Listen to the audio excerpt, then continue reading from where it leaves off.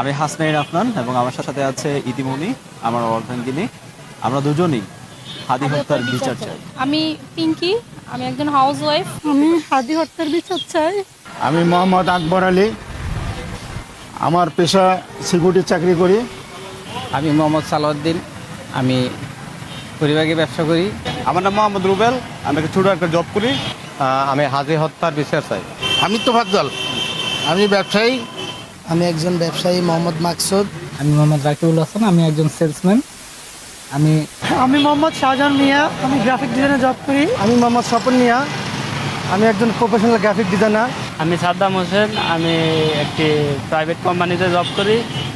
আমার নাম নূর মোহাম্মদ, আমি আইসক্রিম বিক্রি করি। আমার নাম হলো বেল্লাল হোসেন, আমি একজন ব্যবসায়ী, আমি ঢাকা চক বাজারে ব্যবসা করি।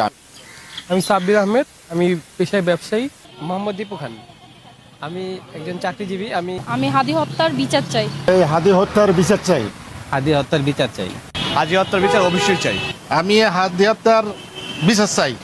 হাদি হত্যার বিচার চাই। শহীদ শরীফ ওসমান হাদি হত্যার বিচার চাই। আমি হাদি হত্যার বিচার চাই। আমি হাদি হত্যার বিচার চাই। আমি হাদি হত্যার বিচার চাই। হাদি ভাইয়ের হত্যার বিচার চাই আমরা। আমি হাদি হত্যার বিচার চাই, হাদি হত্যার বিচার করতেই হবে। আমি হাদি হত্যার বিচার চাই। হাদি হত্যার বিচার চাই। আমি মোহাম্মদ আনিসুজ্জামান, আমি প্রাইভেট জব করি। হাদি হত্যার বিচার চাই এবং বিচার হতে হবে। সারা বাংলার মানুষ হাদি হত্যার বিচার চায়।